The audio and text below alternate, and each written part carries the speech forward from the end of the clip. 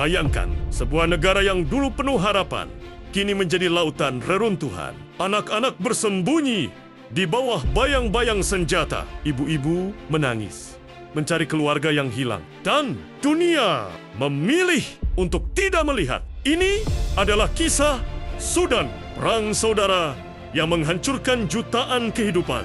Perang yang bukan lagi soal politik, tapi soal bertahan hidup.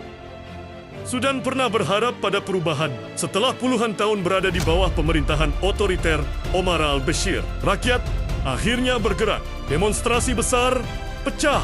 Rezim jatuh. Tapi harapan itu hanya sekejap karena di balik layar dua kekuatan militer mulai saling mencurigai. Abdel Fattah al-Burhan, pemimpin angkatan bersenjata Sudan, Mohamed Hamdan Dagalo, atau Hemeti, komandan pasukan paramiliter RS. Mereka awalnya bekerja bersama.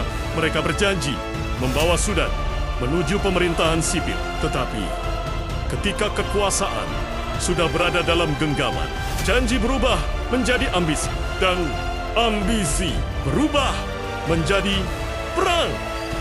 Pada April tahun 2023, ketegangan berubah menjadi tembakan pertama. Kota Khartoum, ibu kota Sudan, berubah dalam hitungan jam. Gedung-gedung pemerintahan diduduki.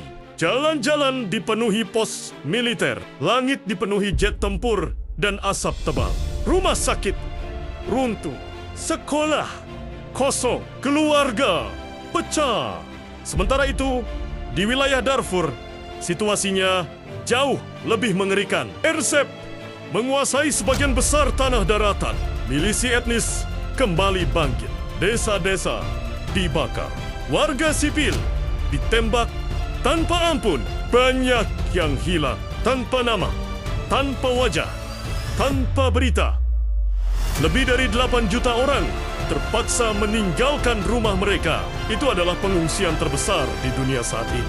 Beberapa berjalan ratusan kilometer hanya dengan membawa pakaian di punggung. Banyak yang tidak punya cukup air. Banyak yang tidak bertahan. Rumah sakit kehabisan obat. Bayi lahir tanpa dokter. Anak-anak tumbuh dalam suara tembakan. Namun berita tentang Sudan jarang muncul di layar kita. Kenapa? Karena dunia sedang fokus pada konflik lain yang lebih menguntungkan untuk diperhatikan. Itulah kenyataannya. Meski semuanya terasa gelap, masih ada harapan. Komunitas lokal membentuk dapur umum. Dokter-dokter relawan bekerja tanpa bayaran. Jurnalis independen terus menyebarkan berita agar dunia mendengar selama masih ada orang yang memilih untuk peduli. Sudan belum kalah. Jika kamu menonton sampai titik ini, berarti kamu peduli. Dan itu berarti banyak untuk jutaan orang yang tidak punya suara. Bagikan video ini. Biarkan lebih banyak orang tahu apa yang terjadi. Tekan like sebagai bentuk dukungan. Tekan subscribe untuk mengikuti perkembangan terbaru. Karena suara kecil, jika disatukan, bisa menjadi gema yang mengubah dunia. Kita mungkin jauh dari Sudan, tapi kemanusiaan tidak mengenal jarak.